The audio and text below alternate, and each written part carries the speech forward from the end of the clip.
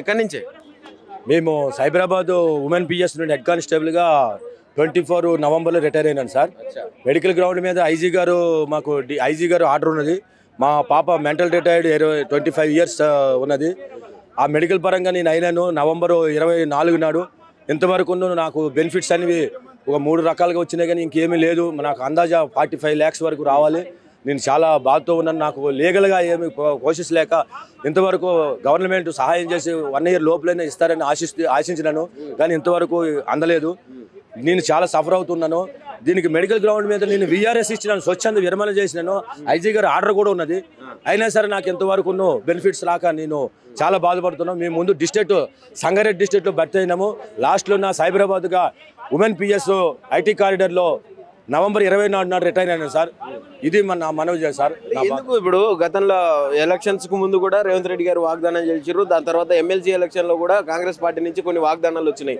మీకు సంబంధించినటువంటి బెనిఫిట్స్ అన్ని కూడా ఒక 3-4 నెలల్లో క్లియర్ చేస్తామని చెప్పి కూడా అటు భక్తి విక్రమార్క గారు కూడా 700 కోట్లు నెలకి రిలీజ్ చేస్తామని చెప్పిండు. ఎటువైనా ఈ మాటలు సార్? ఈ మాటలు ఇప్పుడు మేము జిల్లాలోనే రిటైర్ అయిపోయినాం కాబట్టి ఏదో పనులను ఉంటాయి సార్. ఈ మాటలు ఎట్లాంటి కోటలు దాటినట్టుగా ఖాళీ పేపర్లకే ఉన్నాయి. మొన్న రీసెంట్గా ఒక పేపర్ వచ్చింది మనకు. ఆ పేపర్లోని విషయం ఏంటంటే టీఎన్జీఎస్ మన గవర్నమెంట్ తరపు నుండి సంఘాలు ఏవి ఉన్నా సరే విడుదల చేసినాయి 2 సార్లు అన్నాడు, కానీ పర్మనెంట్ వాళ్ళకి 80%, 20% రిటైర్మెంట్ వాళ్ళకి అని అన్నారు, కానీ అది ఎట్టి పరిస్థితుల్లో నిజం కాదు సార్. ఆ 80% కూడా పర్మనెంట్ ఎవరైతే పోలీస్ డిపార్ట్మెంట్ వాళ్ళకి బెనిఫిట్స్ రాలేదు. ఆ 20% మా 1 year వరకు కూడా టచ్ కాలేదు. అది నాటకాలు బోటకాలు అని అనిపిస్తున్నాయి సార్. మన పేపర్ కూడా మా గ్రూప్లో వచ్చింది సార్. అది ఉన్నది. మేము దానికి నమ్మజాలం సార్. ఇప్పటి వరకు కూడా మీరు అనేక సార్లు ధర్నాలు ఇవన్నీ నిర్వహించారు, ఇంతవరకు స్పందించలేదు. ఇంకా కూడా స్పందించకుంటే ఏంది పరిస్థితి ఏంది సార్? మా జడ్సన్ గారు ఉన్నారు. దాని ప్రక్రియగా ఇప్పుడు ఇది ఎవరితోనే సంబంధం లేనిది సార్. సంఘాలు కూడా ముందు మాట్లాడినాయి, కానీ అవి మాకు రిటైర్మెంట్ అయిన తర్వాత అవి పెద్ద లేవు సార్. చాలామంది జిల్లాల నుండి కూడా రాలేదు సార్. మొన్న ఆ జడ్సన్ సార్ 4000 మందిని క్రియేట్ చేసి ఒక మెమరాండం లాగా ఇచ్చారు సార్.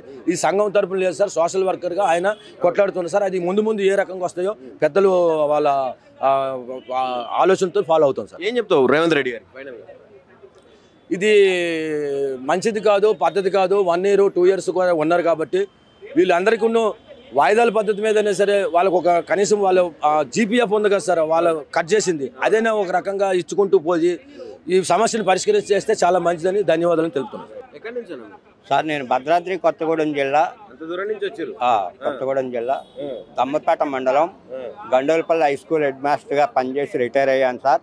2024 సెప్టెంబర్లో రిటైర్ అయ్యా. నాకు నియర్లీ 60 lakhs రావాలి సార్. ఇప్పటి వరకు కూడా ఏమీ రాలేదు సార్. మరి ఏమంటుంది ప్రభుత్వం? ఏం చెప్తుంది?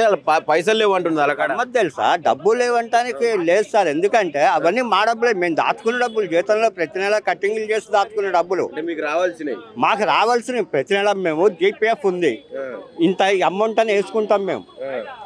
గ్రూప్ ఇన్సూరెన్స్ మా జీతంలో కట్ అవుద్ది. ఇవన్నీ కట్ అవుతాయండి. వాళ్ళు గవర్నమెంట్ ఇచ్చేది ఒక గ్రాడ్యుయేట్ 16 లక్షలు మాత్రమే గవర్నమెంట్ ఇస్తుందండి. మిగతాది కమ్యూటేషన్ ఆఫ్ లీవ్ అని ఉంటుంది, పెన్షన్ 40% అమ్ముకుంటాం. ఆ అమ్ముకుంటే వచ్చే డబ్బులు కూడా మా పెన్షన్లోవే. ఈఎంఐ కట్టినట్టు కట్ అయిపోతాయి, 15 ఏళ్ల పాటు కట్ అవుతాయి. ఏంటి అవి మా డబ్బులే. ఇప్పుడు మీ జీతంలోకి వెళ్ళి కట్ అయిన డబ్బులు ఇవ్వడానికి కూడా ప్రభుత్వం లేట్ చేస్తుంది. అసలు గమ్మత్తు ఏంటంటే ప్రతి ఉద్యోగి ఉద్యోగంలో చేరిన 1 సంవత్సరం తర్వాత జీపీఎఫ్ అకౌంట్ ఉంటుంది. ఏది?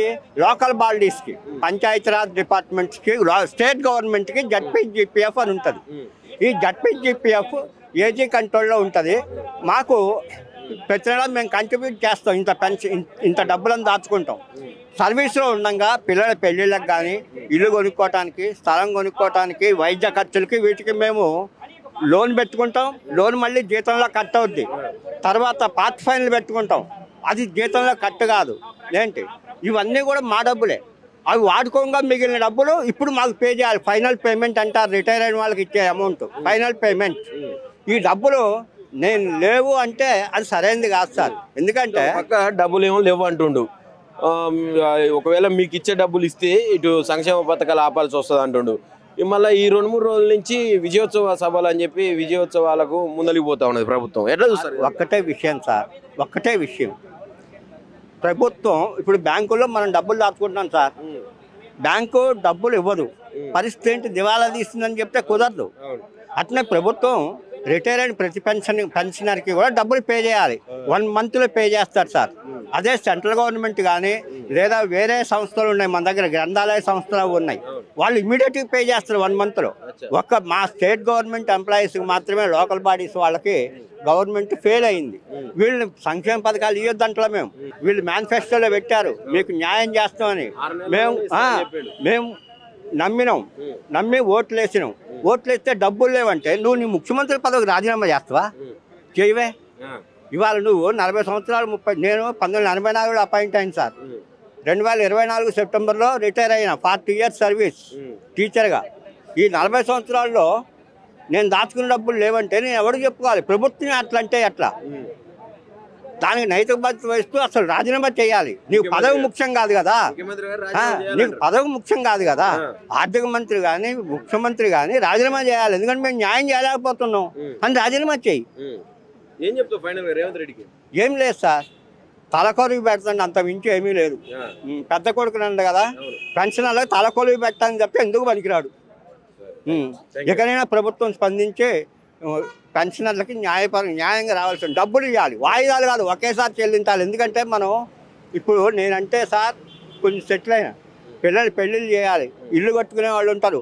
బయట నాకు 40 లక్షలు 30 లక్షలు వస్తే అప్పు తెచ్చుకుంటారు, హ్యాండ్ లోన్ తెచ్చుకుంటారు, వాటిని పే చేయాలి. మరి వీళ్ళందరి పరిస్థితి అందుకని ఇప్పటికి 29 మంది చనిపోయారు సార్. చనిపోయినా కూడా స్పందించకపోతే ఇంకా ఉపయోగం ఏంటి? మేము నిన్ను ముఖ్యమంత్రి అని చెప్పుకొని మాకు ఏమిటి ఒరిగేది? పెద్ద కొడుకుగా నువ్వు తలకొరిగి పెట్టాలని చెప్తే ఎందుకు పనికిరా అనేది మాకు చెప్తున్నాం. అది ఇకనైనా సిగ్గు తెచ్చుకొని మా డబ్బులు మాకు పే చేయి.